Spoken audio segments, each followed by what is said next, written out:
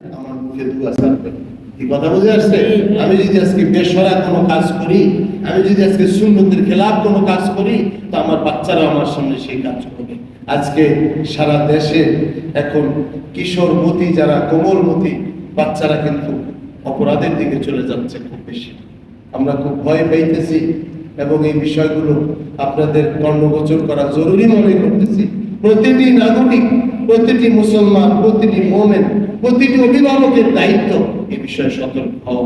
আজকে বিদেশিদের চক্রান্তে দেশের শিক্ষা ব্যবস্থা ধস নেমে গেছে, দেশের শিক্ষা ব্যবস্থা ধস নেমে গেছে। কোনো লেখাপড়া নাই, কিছুই নাই বাচ্চাদের কাছে। ওদের কাছে আছে মোবাইল, আছে পেড, আছে কম্পিউটার। এই সমস্ত কারণে বাচ্চাদের নৈতিকতার এত চরম অবক্ষয় ঘটছে। এখন অপরাধ প্রবণতায় অন্যদের তুলনায় কিশোররা বেশি বেড়ে গেছে। আজকে একটা পত্রিকায় দেখলাম যে 101টা জেলাতে 100 কিশোর গ্যাংয়ের নাম আসছে। কি পরিমাণ অপরাধে তারা জড়ায় গেছে। প্রতিটি জেলায় জেলায়, পাড়ায় পাড়ায়, গলিতে গলিতে কিশোর গ্যাং পয়দা হয়েছে। অপহরণ, ছিনতাই, আপনার নগ্নতা, বেহায়াপনা, ইফটিজিং, যাবতীয় মাদকতার সাথে আমাদের কিশোররা কিন্তু জড়ায় যাচ্ছে। এগুলির পিছনে কিন্তু আমাদের সমাজের, রাষ্ট্রের সকলের ভূমিকা আছে। এই জন্য আমি মনে করি আমার দায়িত্ব আমার ঘরের, আমি আমার ঘরের দায়িত্বটা কতটুকু পালন করছি এটা বড় চিন্তার বিষয়।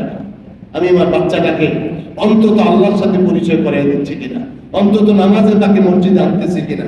আমি নিজে আসি না তো বাচ্চা আসবে কেন? আমি নিজে নামাজ পড়ি না, আমি নিজে আল্লাহ আল্লাহ রাসূলের বিরোধিতা করে বেড়াই, তো আমার বাচ্চারা কিভাবে আল্লাহ বানাবে? হ্যাঁ, এই জন্য আমি দেখি অনেক বাচ্চাদেরকে এখন খুব অপরাধের দিকে যাইতেছে। এবং পত্র পত্রিকা খুললে এই 1 মাসের মধ্যে প্রায় 4টা খুন কিশোরদের দ্বারা হয়েছে। কিশোর বাচ্চাদের যারা আজকে, যাদের কাছে বই থাকতো, লেখাপড়া থাকবে, আজকে তার আদর্শ পাচ্ছে না, কোথাও খুঁজে দিন পাইতেছে না, নৈতিকতা পাইতেছে না। তাদের কাছে অস্ত্র আসতেছে, তাদের কাছে মাদক আসতেছে, তাদের কাছে সমাজের খারাপই আসতেছে। এজন্য আমরা অভিভাবকরা দায়ী, সমাজ দায়ী, রাষ্ট্র দায়ী। আর আগামী কটা বছর পরে কোন পর্যায়ে আমাদের দাঁড়াবে আমরা কিন্তু চিন্তা করতে পারছি না। এজন্য আল্লাহ তার রাসূলের কথা আমাদের এখন অনস্বীকার্য মেনে চলা, এটা না করলে আমাদের ধ্বংস হিসাব করবে। আমাদের কিশোররা কোন দিকে যাইতেছে, নৈতিকতার এত ধস নামছে যে তাদের মধ্যে ছেলে মেয়ে এখন বিবাহ শাদী করানো যাচ্ছে না, ছেলে পাইতেছেন না, মেয়ে পাইতেছেন না, খোঁজদের দেখেন খুঁজে পাওয়া যায় না। এই টিকটক নিয়ে, এটা সেটা নিয়ে আমাদের ছেলে মেয়েরা এত ব্যস্ত হইয়া রয়েছে যে তাদের আমল করার কোন সময় তারা পায় না। এর জন্য অভিভাবকের দায়িত্ব নিজে নামাজি হওয়া, বাচ্চাদেরকে নামাজের দিকে নিয়ে আসা। যদি আজকে এটা না করি, এই বাচ্চাগুলো আমাদের জন্য ধ্বংসের কারণ হবে। সে তাদের ধ্বংসের কারণ হবে, আমাদের সমাজের ধ্বংসের কারণ হবে। এই জন্য আমি সতর্কতার সহিত বলছি, মিম্বর থেকে, মিম্বর হলো জাতির বিবেক। এই বিবেকটা যেদিন শেষ হয়ে যাবে, ওই দিন জাতি শেষ হয়ে যাবে। মুসলিম জাতির বিবেক এই মিম্বর। এই মিম্বর থেকে যে কথাটা বলা হয়, এটাকে সবচেয়ে সর্বাধিক গুরুত্ব দেওয়ার চেষ্টা করি। কারণ এটা যদি গুরুত্ব না দেই, আমরা আমাদের অতীতকে, আমাদের ঐতিহ্যকে হারিয়ে ফেলবো, আমাদের মুসলমানিত্ব হারিয়ে ফেলবো। আজকে মুসলিম উম্মাকে শেষ করে দেওয়ার জন্য ইহুদি এবং তার সমর্থক চক্র যেভাবে শুরু করেছে, আজকে যদি আমরা সোচ্চার না হই, আমরা যদি দুনিয়া থেকে বেঁচে না থাকি, আমরা যদি সচেতন না হই, মুসলিম তাহজিব তামাদ্দুন নিয়ে বেঁচে না থাকি, তাহলে কাফের মুশরিকদের এই সমস্ত ষড়যন্ত্রের সামনে আমরা ধরাশায়ী হয়ে যাব। আর আমরা যদি মনে করি না আমরাই সত্য জাতি, আমরাই সর্বোন্নত জাতি, আমরাই আল্লাহর কাছে প্রিয় জাতি, তাহলে আমাদের কাজ হলো মুসলমানিত্বকে ফিরিয়ে আনা। হ্যাঁ, ইমানের উপরে নিজেকে টিকিয়ে রাখা, ছেলে মেয়েদেরকে ইমানের শিক্ষা দেওয়া। হযরত লুকমান আলাইহিস সালাম বাচ্চাদেরকে শিক্ষা দিয়েছেন, সেটা আল্লাহ কোরআনে কোট করেছেন। কেন করেছেন? আমাদের শিক্ষার জন্য। ইয়া বুনাইয়া লা তুশরিক বিল্লাহ, বাচ্চাকে ডাকুন, ছেলে মেয়েদেরকে ডাকুন, বলুন আল্লাহর সাথে কাউকে শরীক করিও না। জিজ্ঞাসা করুন তোমাদের জীবনের লক্ষ্য কি, তোমাদের জীবনে কি লক্ষ্য, এটা জিজ্ঞাসা করুন বাচ্চাকে। বাচ্চা যদি না বলতে পারে, বলে দেন, আসো আমার তোমার সকলের জীবনের লক্ষ্য আল্লাহর সন্তুষ্টি। কি বলেন? আল্লাহর সন্তুষ্টি। কার সন্তুষ্টি? আল্লাহ তাআলা সন্তুষ্টি। এই কথাটা বাচ্চাকে বুঝান, বাচ্চাটাকে শিখান, বাচ্চাটাকে জানাইয়া দেন যে আমাদেরকে একদিন আল্লাহর কাছে ফিরে যেতে হবে, আমরা একদিন আল্লাহর কাছে ফিরে যাব, আমাদের পরিণতি সুন্দর হওয়া চাই। আজকে যেমন আমরা দুনিয়াতে ভালো চাইতেছি, তোমাদের ভালো চাইতেছি, আখিরাতে তোমরা যেন ভালো থাকো সেটা আমরা কামনা করি। বাচ্চাটাকে বুঝান, আসো তাহলে আমরা নামাজ পড়ি, আমরা মসজিদে যাই, পুরুষরা মসজিদে আসি, মেয়েদেরকে বাসায় নামাজের মধ্যে লাগাই দেয়। হ্যাঁ, আল্লাহর ভয় সকাল বিকাল বাসার ভিতরে হাদিসের তালিমের ব্যবস্থা করি, কোরআনের তেলাওয়াতের তাফসীরের ব্যবস্থা করি, তাহলে ফিরতে পারবো না, ফিরতে পারবো না। আল্লাহ তাআলা কিভাবে ফিরাইবেন? যদি ইব্রাহিম আলাইহিস সালাম কোরআনের মধ্যে বলছেন, কিভাবে শিক্ষা দিবেন বাচ্চাকে? আল্লাযী খালাকানি ফাহুয়া ইয়াহদিন। বাচ্চাকে বলবে, হে বাচ্চা, আমাদের রব হলো আল্লাহ। আমাদের রব কে?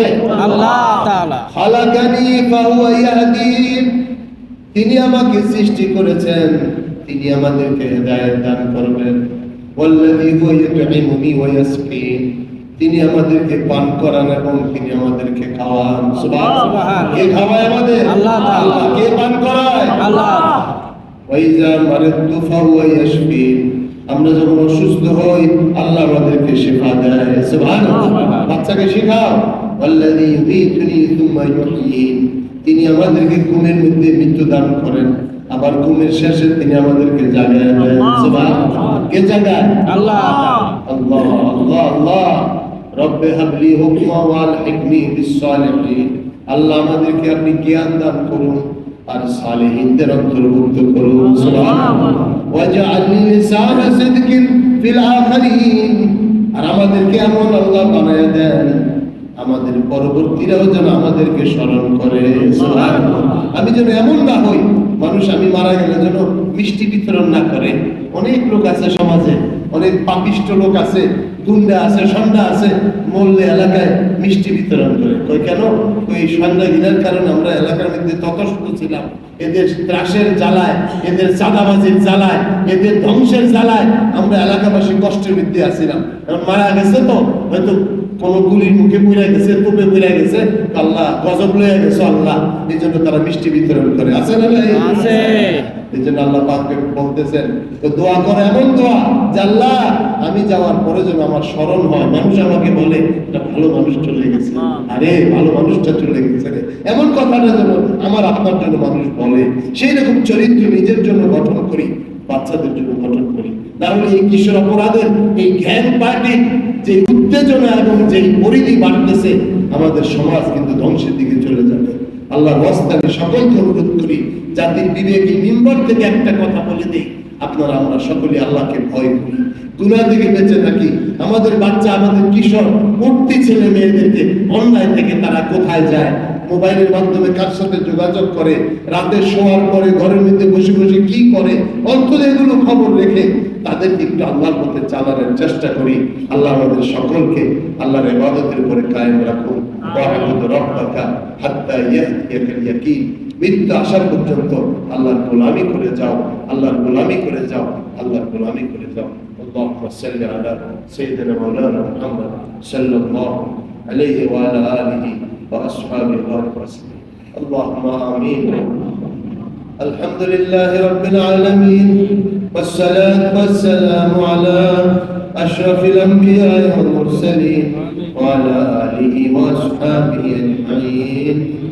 ربنا فاغفر لنا ذنوبنا وكفر عنا سيئاتنا وتوفنا مع الأبرار.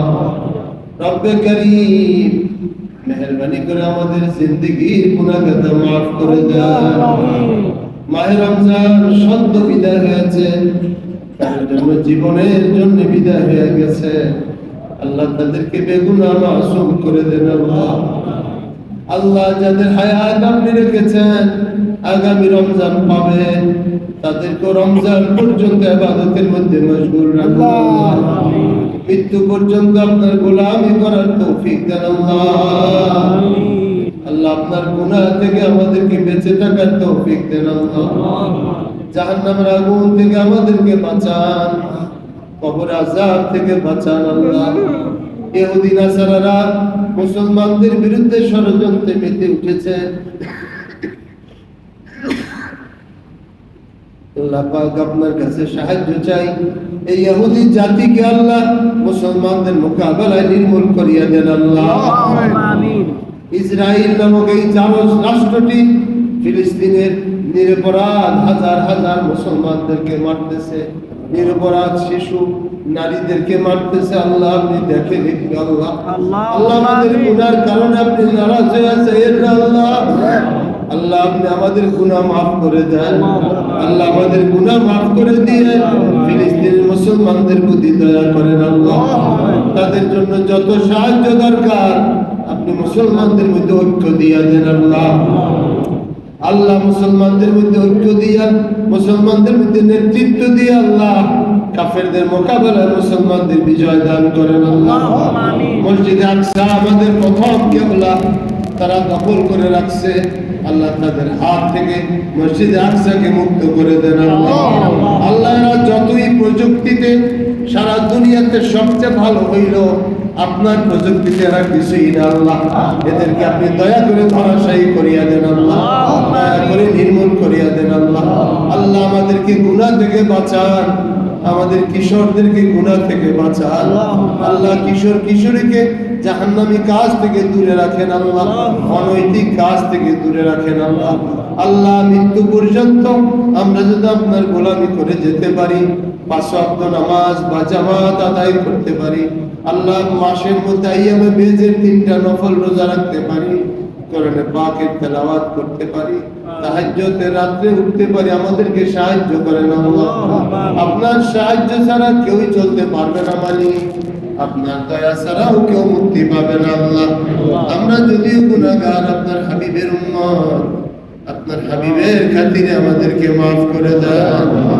আমাদের সকলকে আল্লাহ অসুস্থদেরকে সুস্থ করে দেন, বেরোজগারকে হালাল রুজি দেন।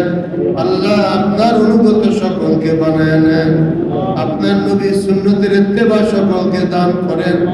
হজের মৌসুম আসছে, আল্লাহ যারা হজে যেতে চায় তাদের হজ কবুল করে নেন। রব্বে কারীম মসজিদে গাউসুল আজমে যারা নামাজে আসছে, আল্লাহ সকলকে আপনার হাবিবের আশিক বানিয়ে দেন। আল্লাহ আপনার ভয়কারী বানিয়ে দেন। আল্লাহ আপনার মুহাব্বতকারী সকলকে বানিয়ে দেন। নরনারী সকলকে আপনার সন্তুষ্টি আপনি দান করুন। আল্লাহ আপনার হাবিবের উসিলায় আমাদের দরখাস্তগুলো আপনি মঞ্জুর করুন। সুবহান রাব্বিকা রাব্বিল ইজ্জাতি আম্মা ইয়াসিফুন ওয়া সালামুন আলাল মুরসালিন والحمد لله رب العالمين لا إله إلا الله محمد رسول الله صلى الله মুসলিমদের কারণ বাইরে প্রচন্ড গরম, ভিতরে চেপে চেপে দাঁড়িয়ে কাতারগুলো সোজা করে